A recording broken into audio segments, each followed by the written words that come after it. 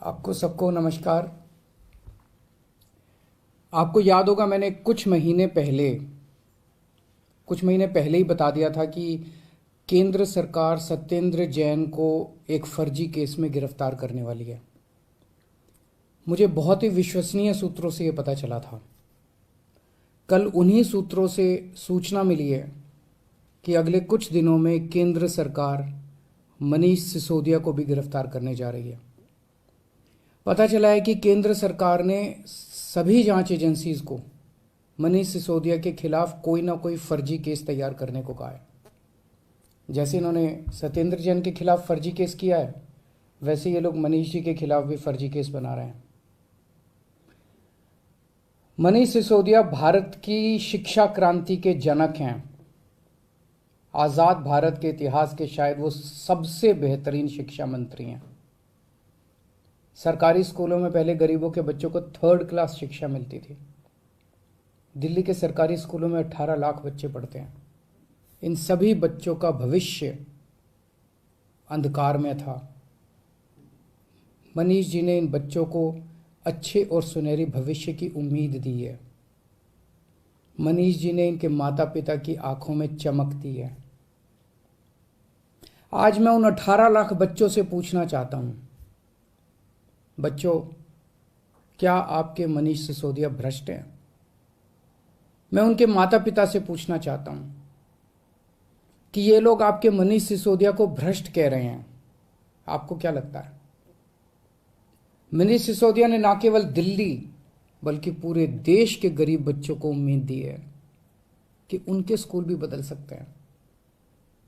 दिल्ली की शिक्षा क्रांति की धमक केवल भारत में ही नहीं, आज पूरी दुनिया में गूंज रही है। पूरी दुनिया के देशों से दिल्ली सरकार के पास निमंत्रण आ रहे हैं, हमें भी हैप्पीनेस क्लास सिखाओ, हमें भी एंटरप्रेन्योरशिप क्लास सिखाओ। मनीष जी ने पूरी दुनिया में भारत का नाम रोशन किया है। ऐसे व्यक्ति को जेल में डालना चाहिए या उन्हें पूरे देश के स्कूलों को ठीक करने की जिम्मेदारी देनी चाहिए? मुझे ऐसा लगता है कि सत्येंद्र जैन और मनीष सिसोदिया को फर्जी मामलों में जेल में डाल के दरअसल ये लोग दिल्ली में शिक्षा और स्वास्थ्य के क्षेत्र में जो अच्छे काम हो रहे हैं ना, उन्हें रोकना चाहते हैं। पर चिंता मत कीजिए, मैं ऐसा कभी नहीं होने दूंगा। सभी अच्छे काम चलते रहेंगे। मैं हमेशा कहता हूं, मुझे राजनीति करनी नहीं आती। मनीष को और सत्येंद्र को जेल में डालने के पीछे इन लोगों की क्या राजनीति है, मुझे नहीं पता, मुझे समझ नहीं आता। मुझे केवल ये पता है कि मनीष और सत्येंद्र जैसे लोगों को जेल में डालने से केवल देश का नुकसान है। अगर मनीष और सत्येंद्र भ्रष्ट हैं तो फिर ईमानदार कौन है? खैर, मेरी प्रधानमंत्री जी से हाथ जोड़ के विनती है, ये एक एक करके जेल में डालने की बजाय आप आम आदमी पार्टी के हम सभी मंत्रियों और सभी एमएलए को एक साथ जेल में डाल दीजिए। सारी जांच एजेंसीज को बोल दीजिए कि एक साथ सारी जांच कर ले। आप एक एक मंत्री को गिरफ्तार करते हो, इससे जनता के कामों में बाधा होती है। अब सत्येंद्र जैन जी दिल्ली में कई और नए मोहल्ला क्लिनिक बनवा रहे थे।